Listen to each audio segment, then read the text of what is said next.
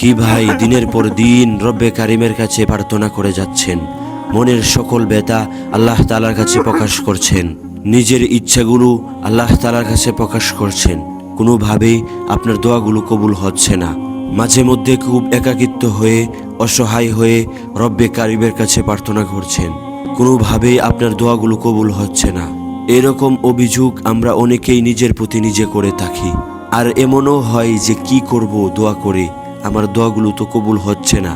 আজকে এই ভিডিওর মধ্যে আমি তুলে ধরব কিভাবে দোয়া করলে আল্লাহ তাআলা আপনার দোয়াগুলো কবুল করবেন ইনশাআল্লাহ।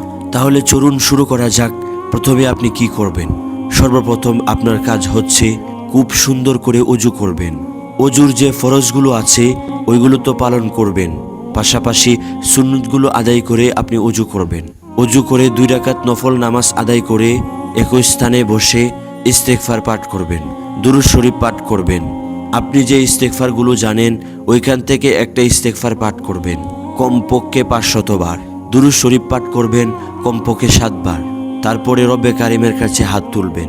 হাত তুলে নিজের গুনাহের উপর লজ্জিত অনুতপ্ত হয়ে রব্বে কারিমের কাছে প্রার্থনা করবেন এবং বলবেন, হে আল্লাহ, 2 ফোঁটা চোখের পানি ফেলে আল্লাহ তাআলার কাছে আকুতি মিনতি করবেন, হে আল্লাহ, জীবনে বহুত গুনাহ করেছি, ইচ্ছা অনিচ্ছা কত গুনাহ করেছি, আপনার কাছে প্রার্থনা করছি, আপনি দয়া করে আমাকে মাফ করে দেন।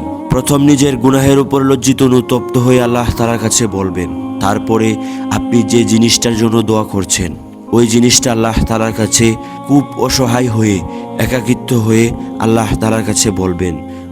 মালিক, আপনার মতো অদ্বিতীয় আর কেউ নয়, আপনি আলিমুল গায়ব, আপনি নিজ সত্তার মাঝে আবশ্যক, আপনি ছাড়া এই পৃথিবীর মধ্যে আমার আর কেউ নয়, আপনি আলিমুল গায়ব, আপনি মনের খবর জানেন। আপনি যদি আমার এই দোয়াটা কবুল না করেন আমি কার কাছে যাব, কোথায় যাব? আমার তো যাওয়ার কোনো রাস্তা নাই, যাওয়ার কোনো দরওয়াজা নাই। আপনি দয়া করে আমাকে মাফ করে দেন, আপনি দয়া করে আমার এই চাওয়াটা পূরণ করে দেন। আপনার কাছে তো কোনো কিছুর অভাব নেই, আপনি তো বাদশার বাদশাহ, বাদশাকে ফকির বানান, ফকিরকে বাদশা বানান, সব কিছুই তো আপনার হাতে, সব ক্ষমতার অধিকারী তো আপনি।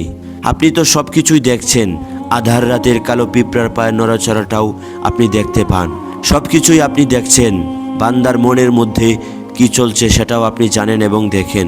এ আলিমুল গায়ব, আমি কি চাচ্ছি সেটাও আপনি জানেন, দয়া করে আমার চাওয়াগুলো পূরণ করুন।